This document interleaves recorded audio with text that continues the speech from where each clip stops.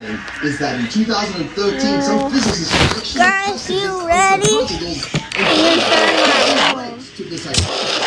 Enough to scare everyone in the room. Well, there's me if it didn't. Oh my god, I can fly! Wait, guys. Wait until you find out that there could be 11 dimensions.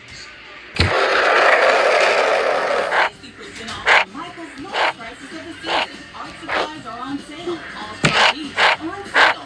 Are on sale. All yarns are on sale. Shop Michael's lowest prices of the season in store and online.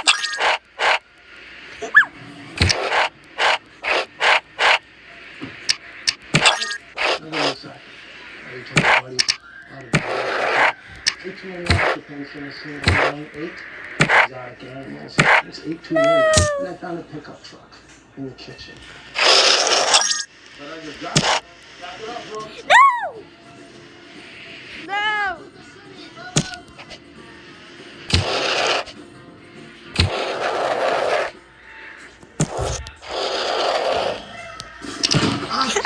You're awake. Great. Have you ever heard about extreme space What objects? do you Yes, not just regular objects like stupid pathetic flying rocks like asteroids, but objects that are colder than space itself, and black holes that are so big they devour entire galaxies worth of stars. In fact, there are 4 levels of extreme space objects out there in the universe, and I want to show the viewer what each level is like, Kyle. Starting with level 1 of extreme space objects. Extreme stars. But to know what extreme stars even are, we first have to find out the exact definition of what a star is. In the most simple form, stars are mostly hydrogen and helium. And gravity crushes those atoms together, fusing them into helium and releasing energy. That energy pushes back against gravity, and this balance makes the star and remain simple. Exactly how our sun works. But then what would make a star extreme? Well, this is where their size, mass, and temperature come in. Extreme stars will either be way smaller, larger, hotter, colder, or deader and way more compressed than regular stars like our sun. Now, almost every star in the universe can be plotted on this simple diagram. Temperature on the bottom, brightness on the left. Massive blue stars are right up here. They have short lives and burn themselves out in millions of years. Yellow stars like our sun, middle of the road. 10 billion years of mediocrity. Then way down here on the right, red dwarfs. Tiny, cool, and not the brightest. Just like you, Timmy. I know you're watching, and I know you failed your grades last year, so pay attention. Now, red dwarfs may be small, but that means they lived for trillions of years. That alone makes them extreme because that's way longer than even the age of the universe right now.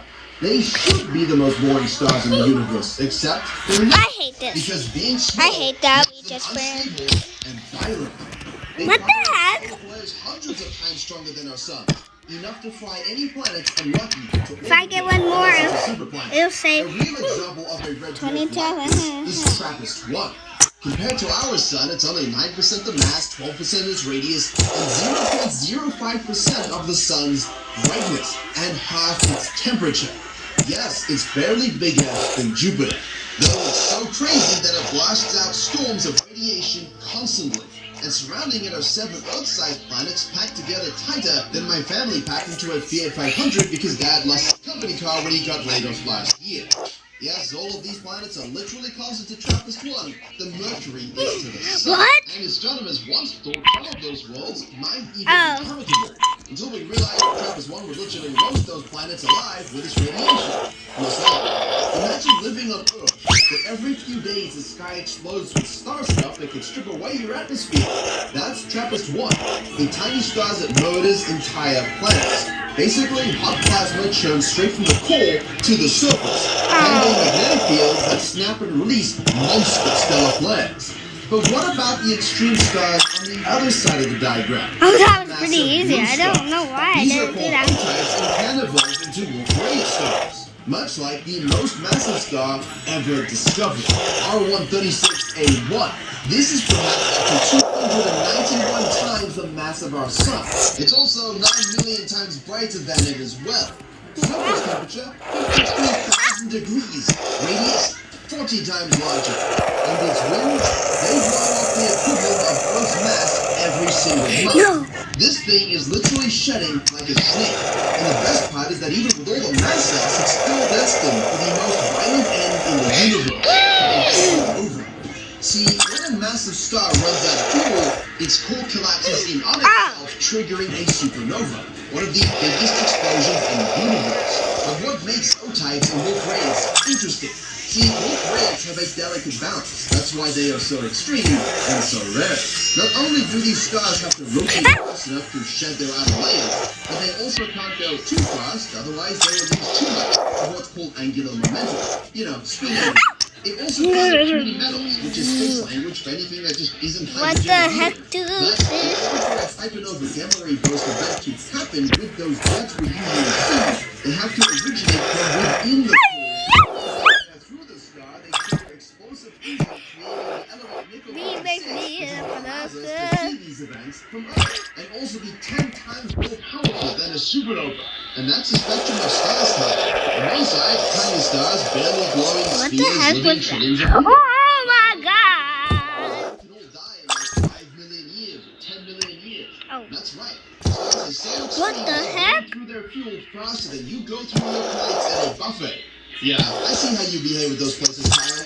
Disgusting. Stars are the fundamental level of every extreme object. And they all emit insane amounts of radiation. So it's a good thing today's video is sponsored by Radiocode, the next generation smart radiation detector. With 15 to 20 times higher sensitivity than a standard Geiger counter thanks to what's called scintillation crystals, Radiocode can pick up background radiation in real time without a wall. It logs radiation. Why did I do that? Even literally have hotspots under the maps and then flex them on Radiocode. Radiocode's free platform will users share radiation Ah! all around the world. On top of that, the free mobile app lets you visualize isotopes like cesium-137 and uranium-238. You know, nuclear reactors. And even more important is visualizing a natural isotope, potassium-40, that exists in our everyday lives and even in your body. All of this is I'm completely gonna end the video if I It finish contains a it. spectrogram so you can track spikes over time. The device If I'm itself is halfway compact, then. ergonomic, with Good. sound, light, and vibration alerts, 200 plus hours of battery life, and USB-C charging. That's It good works if I'm standalone or halfway. synced via Bluetooth If I could on your finish phone and this, PC. then So if you want to start I'm exploring ending this the video radiation because around us and to avoid turning into a I Chernobyl, can't make go this to one because it's gonna radiocode.com/wonderful gonna and take grab your hours Radiocode device to- today. And remember, always follow safety guidelines when handling radioactive materials. So much so that some of the most incredible objects in the universe are binary systems. Two stars orbiting each other. In fact, up to 85% of star systems could be binaries. And when two massive stars orbit each other, it's really not peaceful. It's violent. And Ethel is one of the most extreme. Mine is actually pretty easy. It's about 7,500 light years away. It's made of not one, Hours but ago, two hours stars. alone. The first star is potentially up To to 18 believe. times the mass of the sun, and the second is potentially the mass of the sun. But To that's believe. only to I was a queen that I meant to be. I lived to life, trying to pay from I couldn't find my own place. Young night, I'm good. Hide it down. I could find a place. Oh my god, we dreaming highways to so I think we're going up it's our moment. You don't even the moment. You don't even own it. Voicing. You know, guys, I was almost done.